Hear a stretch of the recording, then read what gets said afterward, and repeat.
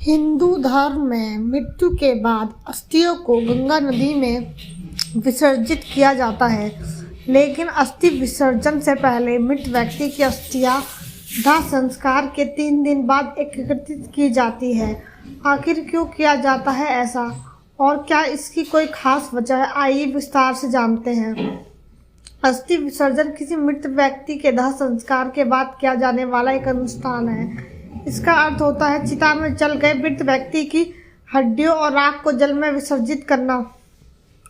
शास्त्रों के अनुसार हड्डियों को पवित्र नदियों में विसर्जित करना चाहिए, जिसमें सबसे ज़्यादा महत्व गंगा नदी का बताया गया है। इसलिए हर साल करोड़ों की संख्या में हरिद्वार और वाराणसी जैसे पुण्य स्थान पर देश के हर कोने से अस्थि विसर्जन के लिए आते हैं। अस्थि विसर्जन में बहुत समय का बहुत महत्व है और इसलिए दाह संस्कार के बाद अधिकतम तीसरे दिन तक अस्थि विसर्जित कर देना ही उपयुक्त माना गया है।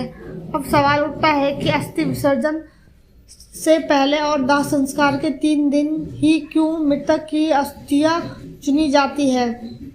क्या आप जानते हैं कि अंतिम संस्कार के बाद और विसर्जन से पहले इन हड्डियों को संचय शमशान घाट से 3 दिन बाद ही क्यों किया जाता है?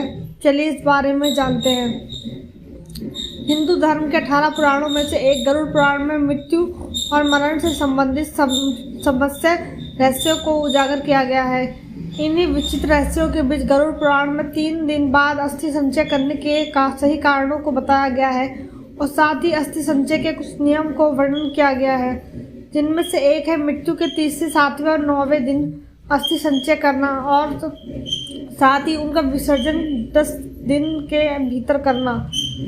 दरअसल गरुड़ पुराण कहता है कि अंतिम संस्कार के 3 दिन अस्थियां एकत्रित करना अति योग्य है, क्योंकि मंत्रों के उच्चारण की सहायता से अस्थियों में आकाश एवं तेज तत्वों की संयुक्त तरंगों का संक्रमण होता है, जो 3 दिन बाद कम होने लगती है। इसलिए वजह से अस्थियों के चारों ओर निर्मित सुरक्षा कवच की क्षमता भी कम होने लगती है।